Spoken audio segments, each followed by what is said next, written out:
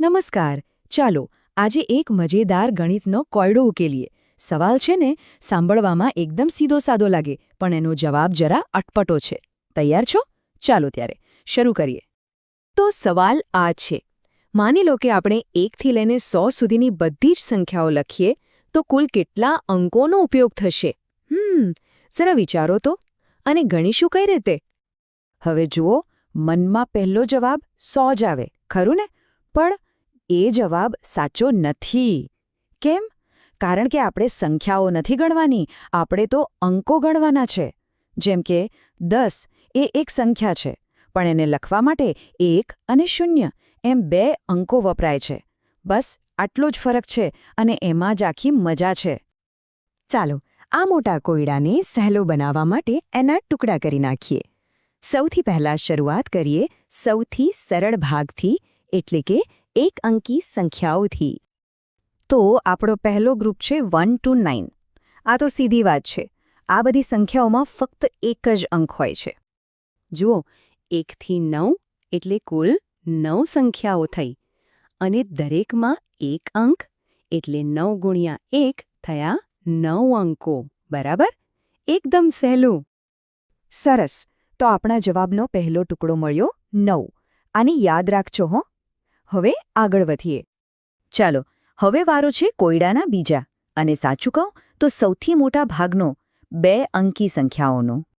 હવે આપણું બીજું ગ્રુપ છે 10 થી લઈને 99 સુધીનું. પણ આમાં કુલ સંખ્યાઓ કેટલી છે? આને ગણવાની એક સહેલી રીત છે. 99માંથી આગળની 9 એક અંકી સંખ્યાઓ બાદ કરી દો, એટલે મળશે 90. તો કુલ 90 સંખ્યાઓ છે, જેમાં 2 અંકો છે. તો 90 સંખ્યાઓ અને દરેકમાં 2 અંકો, મતલબ કે 90 ગુણ્યા 2 થયા 180 અંકો. આપણા જવાબનો સૌથી મોટો ભાગ તો આ જ છે. તો આપણો બીજો આંકડો પણ તૈયાર છે, 180. યાદ છે ને, પહેલા હતા 9 અને હવે મળ્યા 180. હવે બસ છેલ્લી એક જ સંખ્યા બાકી રહી. અને હવે આપણા કોયડાનો છેલ્લો હીરો, એટલે કે સંખ્યા 10. આખી 1 થી 100ની ગણતરીમાં 100 એકલી જેવી સંખ્યા છે જેમાં 3 અંકો છે, એટલે એને અલગથી જ ગણવી પડે.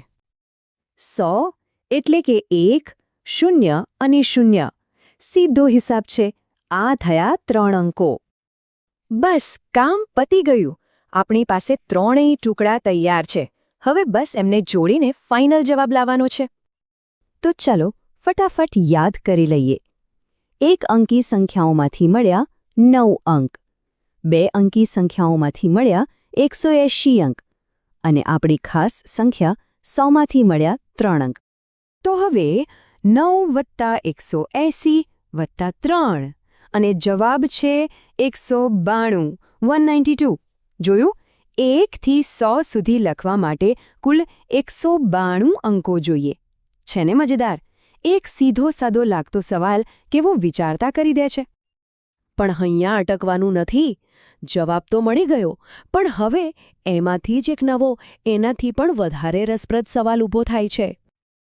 જરા કલ્પના કરો કે આપણે આ બધા અંકો એક લાઇનમાં લખીએ, જેમ કે 1 2 3 4 5 6 7 8 9 10 11 12.